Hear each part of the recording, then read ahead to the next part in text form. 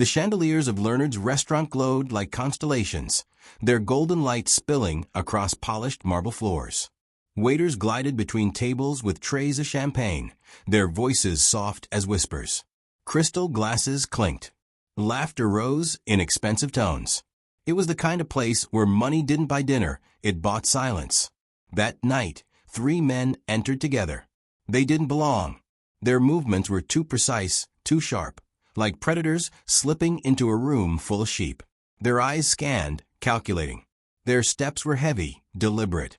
And every fiber of Robert Kane's instincts, the billionaire seated at the corner table, told him something was wrong. Robert's empire stretched across continents. 45 years old, commanding, sharp-jawed, always dressed as if the world were a boardroom.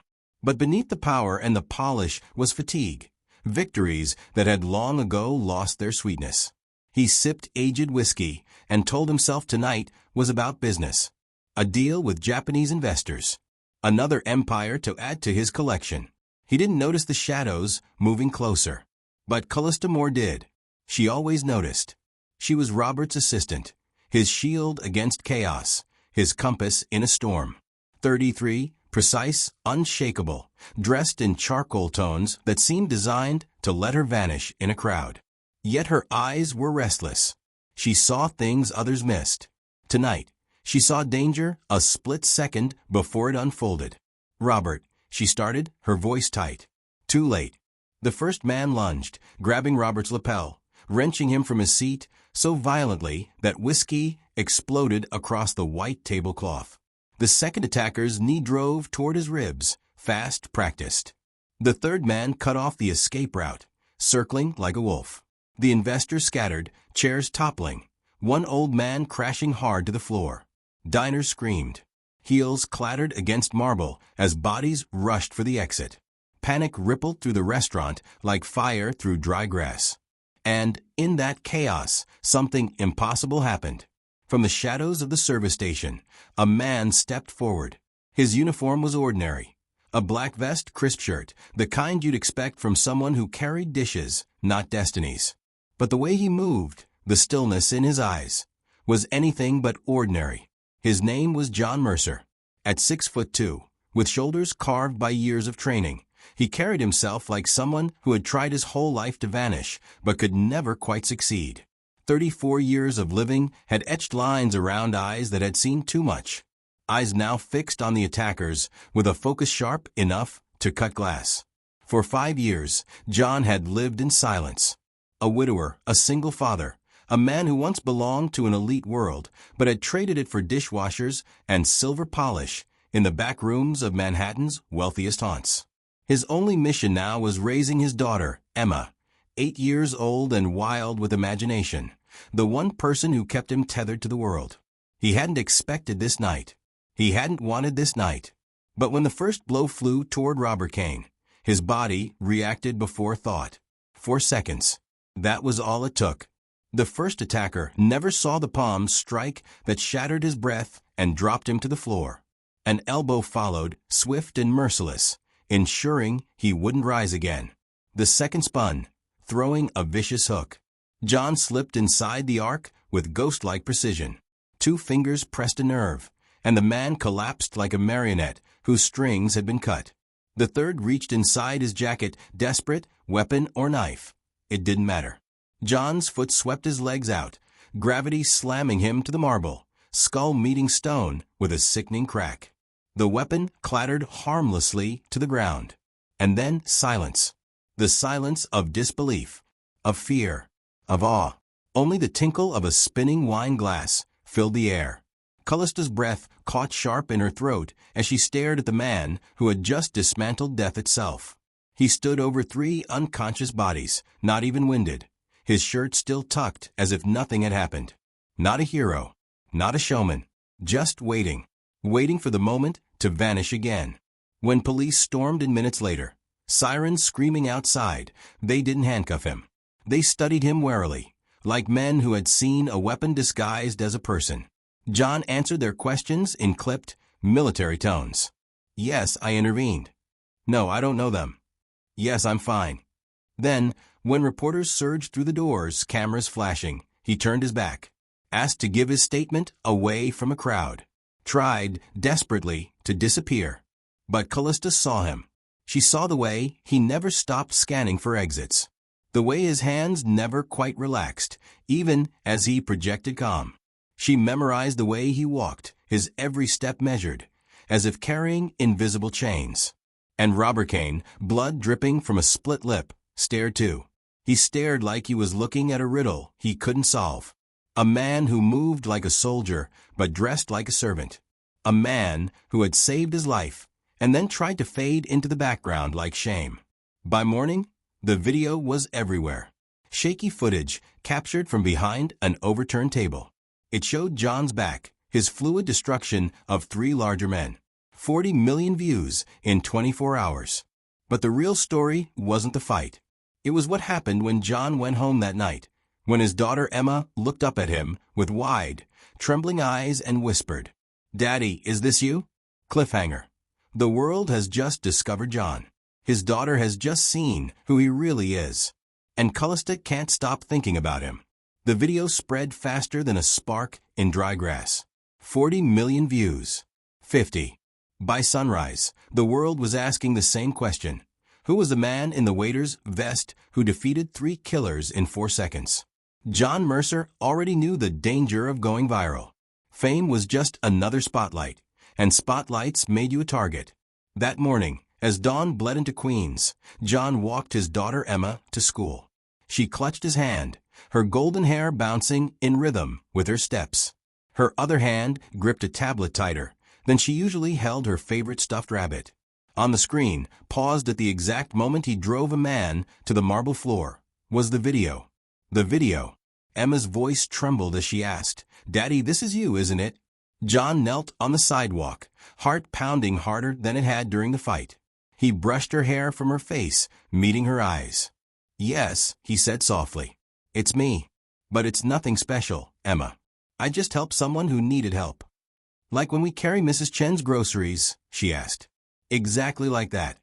Emma studied him with the seriousness only children possess, then hugged him so fiercely it cracked something deep inside his chest. "I knew it," she whispered. "I knew you were a superhero." He smiled, but the word superhero sliced like glass. Heroes were men who got to go home. Superheroes never had to explain why a mother didn't come back. Across the city, Callista sat in her immaculate Upper East Side apartment, phone buzzing with nonstop calls.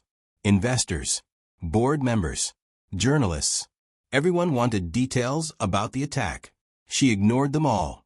Instead, she replayed the video again and again, not for the violence, but for him.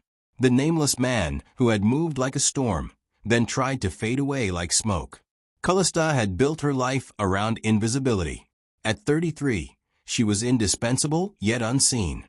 She could juggle Robert Kane's empire, soothe enraged investors, and silence lawsuits, all without leaving fingerprints. But last night, for the first time in years, she felt seen. She remembered how he had looked at her after the fight. Not with admiration, not with interest, just a steady recognition, as though he could see through her careful walls. That unsettled her more than the violence. Robert's office towered above Manhattan, a palace of steel and glass. Yet the empire he had built felt fragile, like a house of cards trembling in the wind. He paced his 43rd floor office, whiskey in hand, replaying the moment again and again.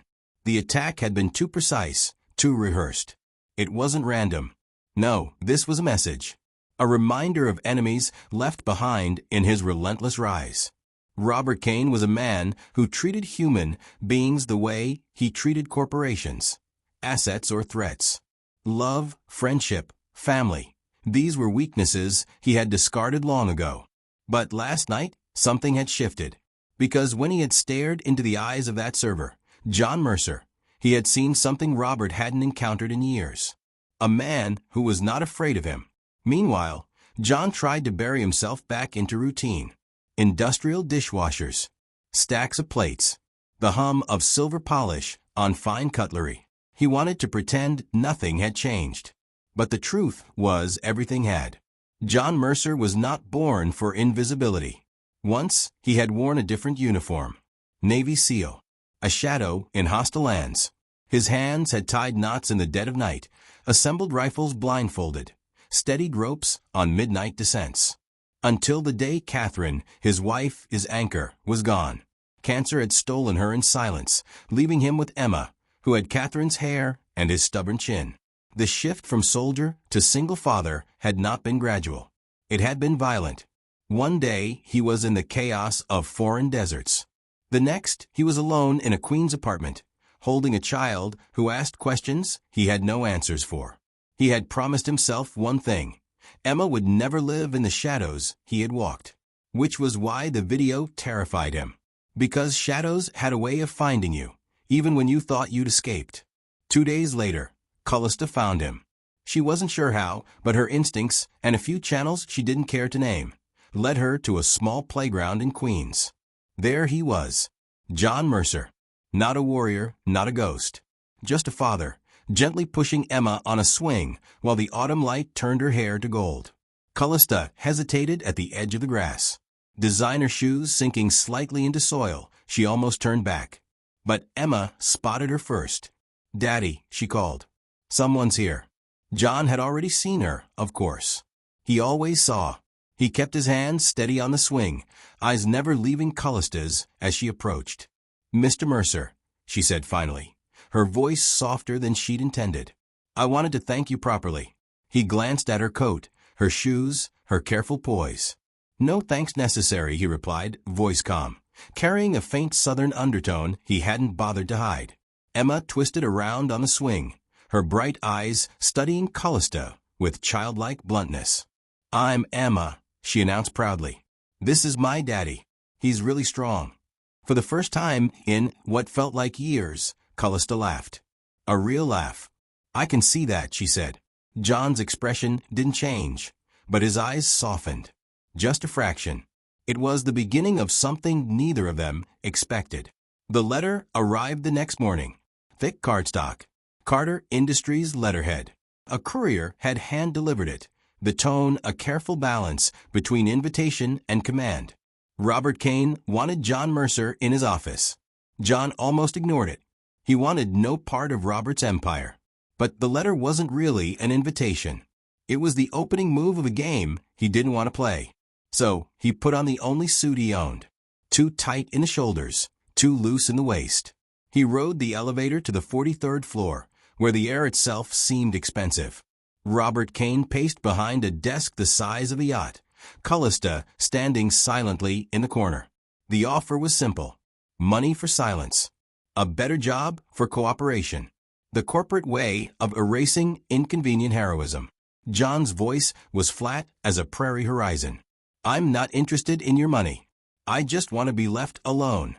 Robert stopped pacing, stunned that anyone could reject 6 figures as though it were pocket change. "Everyone wants something," he said. "My daughter wants her father home safe every night," John replied, already moving toward the door. "That's all I want too." As he passed, Callista's eyes met his. There was something in them, understanding maybe, or recognition, something that said, "This isn't over." And as the elevator doors closed, John knew she was right. Cliffhanger. John wants to vanish back into his quiet life, but Robert won't let him. And Callista? She isn't sure she wants to let him go, either. Rain fell in silver needles across Manhattan, streaking the skyscraper windows with restless rivers. In Robert Kane's office, the storm outside seemed almost too perfect, an omen waiting to announce itself. John Mercer stood by the glass wall, arms folded, gaze scanning the streets far below. Officially, he was just a consultant, a name buried in paperwork, brought in to review security protocols. Unofficially, he was the only reason Robert was still alive. It had been 3 weeks since the restaurant attack. 3 weeks since the video turned John into a viral ghost. 3 weeks of silence until the bullet came. The shot cracked through Robert's 43rd floor office window at 3:07 p.m. A single bullet, traveling faster than thought, aimed directly at the chair where Robert usually sat. But Robert wasn't there. He was in the bathroom, muttering about coffee that had gone cold. The bullet struck leather and would, instead of flesh, the chair spinning lifelessly as glass rained onto the carpet. By the time security reacted, the shooter was gone, vanished into the cityscape like smoke. But he had left a message, carved into the door of the rooftop access. 3 words, etched with a soldier's knife. This isn't over. That night, Robert called John directly. No lawyers. No assistants. No corporate armor. Mercer. His voice cracked like glass under pressure. I need your help. John said nothing, listening to the silence stretch. I can pay, Robert added, as though money could seal bullet wounds. It's not about money, John cut in. If I do this, it's to end it. Permanently. My rules, not yours. The pause on the other end was long enough to hear Robert's whiskey glass touch the table. Finally, agreed. The next morning, John was inside the fortress. He walked Robert's headquarters with a predator's eye. Within hours, he had identified 17 vulnerabilities, predictable schedules, complacent guards, blind spots in surveillance. He laid out his findings in the same tone he'd use reading a grocery list. This is sloppy, he told Kane's head of security. Sloppy gets people killed. Robert bristled, unused to being spoken to like a recruit. But he said nothing, because he knew John was right. Callista, however, said something. You've been here less than a day, she remarked, arms crossed, sharp eyes scanning him. And already you know more than the people we've paid for years. John finally looked at her, the faintest flicker of a wry smile ghosting his lips. That's the difference between guarding money and guarding lives. For the first time, she didn't know how to respond. Over the following days, Callista found herself in rooms she never expected. War rooms, strategy sessions, maps spread across tables, security feeds flickering on screens. She discovered John's mind was more than muscle memory. Tactical, ruthless, surgical in the way he broke down threats. But she also noticed things others didn't. The way his fingers flexed before every plan, as if testing for ghosts. The way his eyes softened whenever Emma's name was mentioned, even in passing. One night, long after Robert had gone home, they sat across from each other in a sterile conference room. Empty coffee cups between them. You're not just doing this for Kane, she said quietly. John didn't look up from the floor plans he was marking. I'm doing it so my daughter doesn't have to watch another video of me fighting for my life. The honesty in his tone left her momentarily breathless. At home, Emma had started asking questions John couldn't easily answer. Why are you working so late now? Are the bad men gone? Daddy, do you miss Mommy? He tucked her in, kissed her forehead, promised her safety. But when the apartment was silent, when dishes hummed in the dishwasher and the city droned outside, his hands trembled. Because he knew safety was temporary. Callista had seen those tremors too. She said nothing, but the next time she visited, she brought Emma a book of myths and fairy tales. Every hero has battles, she told the girl gently. But the best heroes also find their way home. John overheard, standing silently in the doorway. His chest tightened. Because she wasn't just talking to Emma. The warning came in the parking garage. 2 men, professionals, planting something metallic beneath Robert's armored car. Explosives. John had insisted on varying the schedule, switching vehicles, doubling back. That was the only reason they caught the men before the plan unfolded. The attackers were captured, silent under interrogation. But their equipment told the story. Military grade, not street thugs. This was escalation. This won't stop, John told Robert afterward, his voice low, urgent. Each failure makes them more desperate, more dangerous. Next time, they might not come for you. They'll go after people you care about. Robert's eyes flicked, involuntarily, toward Callista, who was on the phone with federal agents across the room. John saw the glance, saw the truth Robert didn't want to admit. She was his weakness. What do you suggest? Robert asked, though his tone said he already knew. We make them come to us, John said flatly. On our ground. On our terms. And we end it. Cliffhanger. The game is no longer defense. John is preparing to set a trap. And this time, the hunters will become the hunted. The estate sprawled across 40 acres of Westchester. 40 acres of wealth built into stone and glass, curated gardens, art-lined halls. But to John Mercer, it was just another battlefield. He didn't see fountains and manicured hedges. He saw angles, cover, entry points, blind spots. It was here the war would end.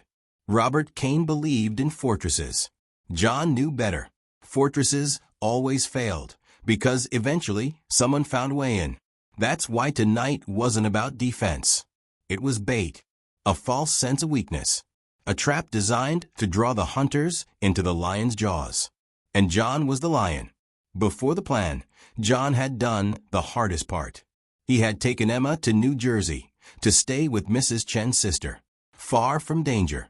"Is this like one of your old jobs?" she had asked, her small hands clutching his sleeve. John knelt, forcing a smile. "Something like that. But I'll be back tomorrow. That's a promise." Emma hugged him with the fierce weight of someone who understood more than she could say. He held on longer than he should have, breathing in the scent of her hair, memorizing it like a soldier memorizes a prayer. The study smelled of old paper and expensive scotch. Robert paced like a caged panther, unused to being bait. Callista sat perfectly still on a leather chair, her knuckles white around her phone. "You shouldn't be here," John told her, checking the cameras he had wired into every corner of the estate. "If something happens to Robert, I need to be here," she replied evenly. "You're not a soldier." "I've been surviving Robert's world for 10 years. That counts." The finality in her tone left no room for argument. John didn't press. He just handed her a secure phone. "Stay with Kane. Lock the safe room. Don't open the door for anyone but me. Not even the police. You wait for my code word."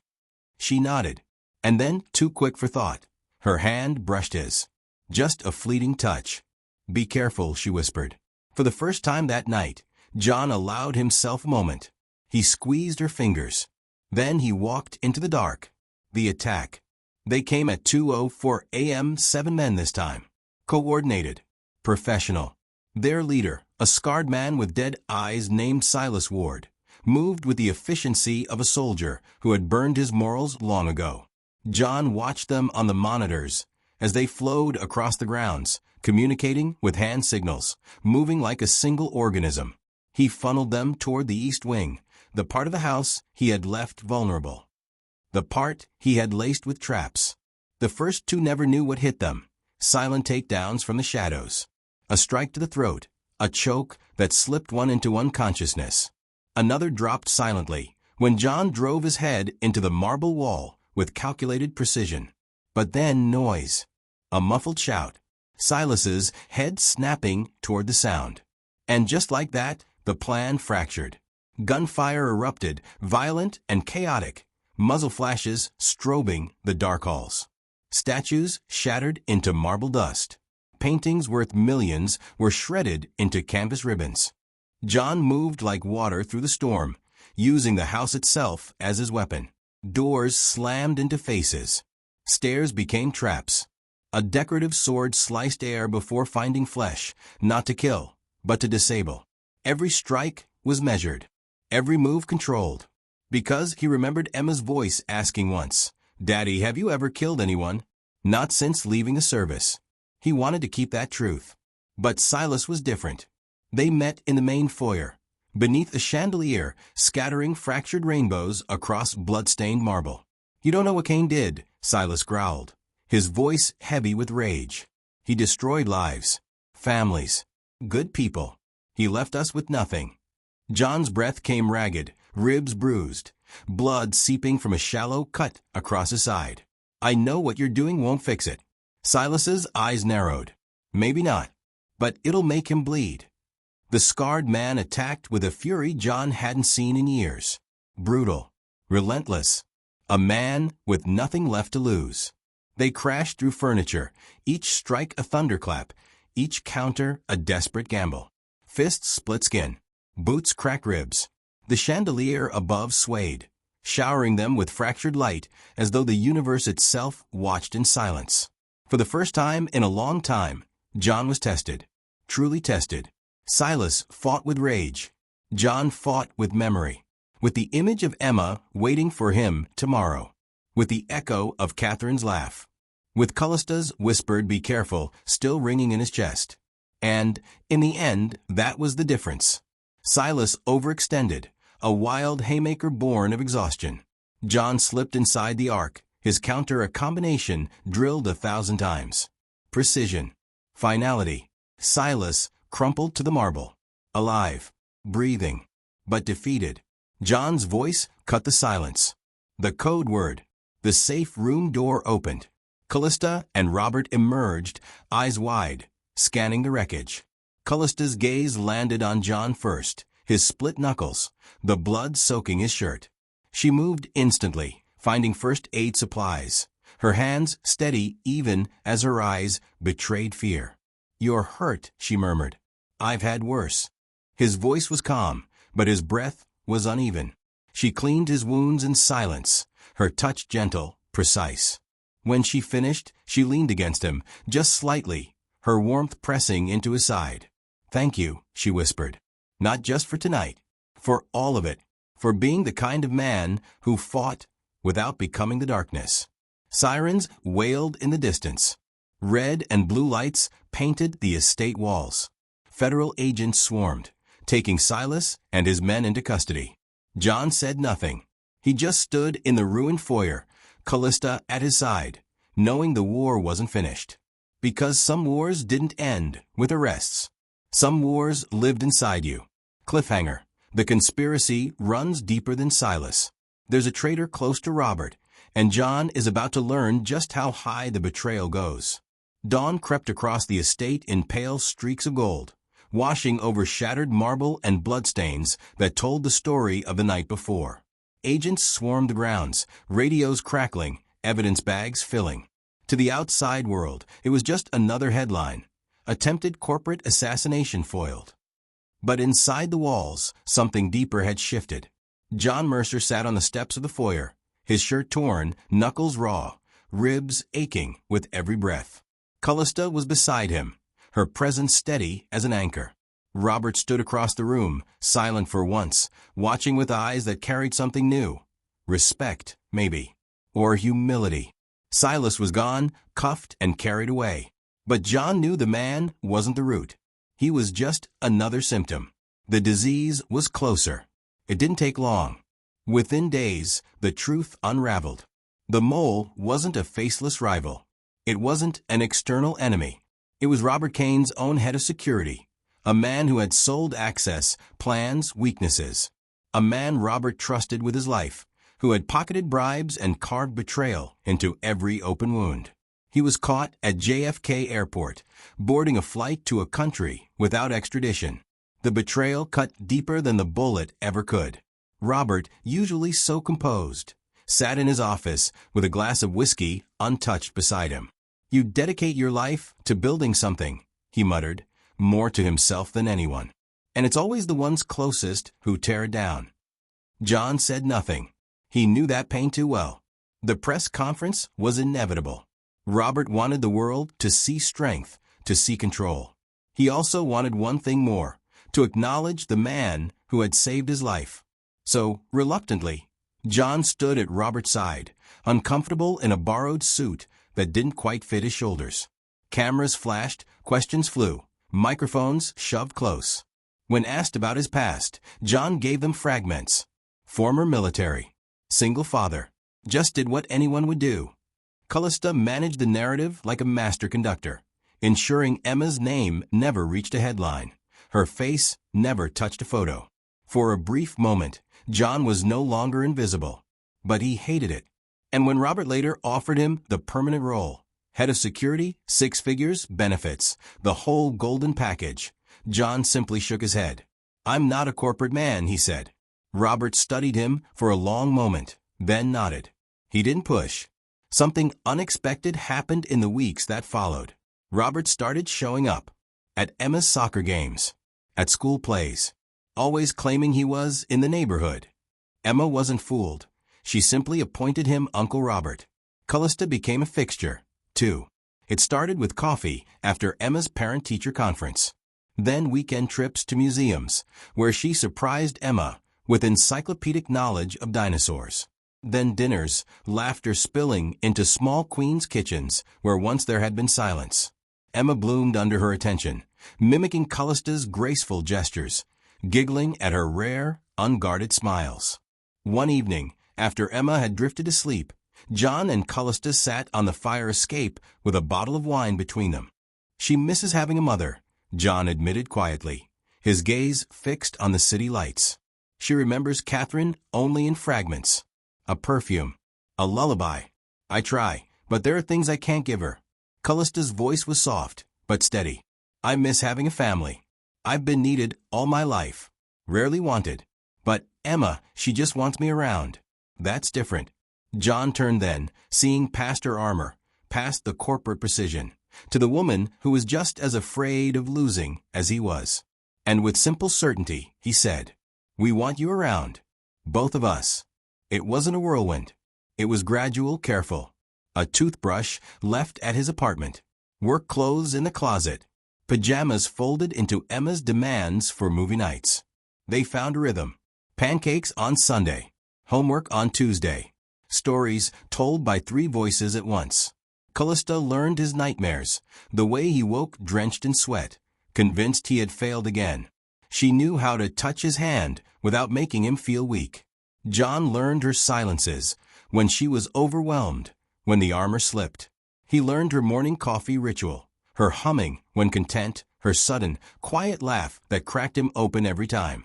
Emma orchestrated it all with the subtlety of an 8-year-old, meaning none at all.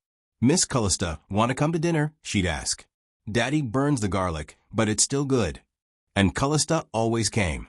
The day came quietly, almost without their noticing. A small ceremony in the botanical gardens Emma loved. She was flower girl, ring bearer, maid of honor, all at once. Robert gave Callista away, tears he blamed on allergies in his eyes. Mrs. Chin cried openly in the front row. John spoke vows about finding light in shadows, about second chances, about choosing life, not just surviving it.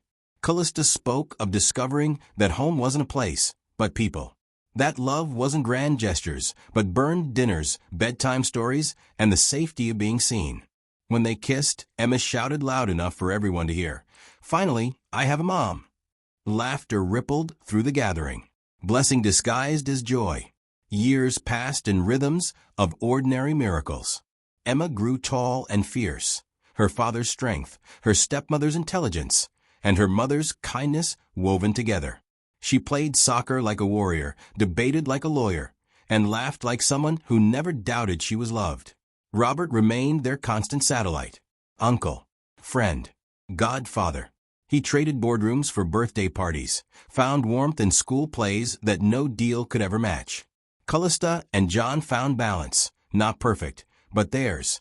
Work and family, shadows and light, fear and trust. And John discovered something he never thought he'd find again. Sleep, peace, the quiet conviction that he no longer had to disappear. On Emma's 18th birthday, they gathered again in the gardens. Robert stood older, grayer, telling anyone who would listen about his goddaughter's scholarship. Mrs. Chun brought enough food for an army. Callista stood with her arm around John's waist, her laughter still the only sound that could stop his heart. Emma, nearly grown, hugged them both at once. "I'll come home for Thanksgiving. And Christmas. And probably every weekend I need real food," she teased. John held them both, his daughter and the woman who had chosen them, and felt the truth of it settle deep. Strength wasn't in what he could destroy. It was in what he had built. Not an empire, not a fortress, a family. We often celebrate battles fought with fists, bullets, or empires. But isn't the greatest victory learning how to build instead of break? To choose love over fear, connection over power? What do you think? What is harder, surviving alone or allowing yourself to be loved?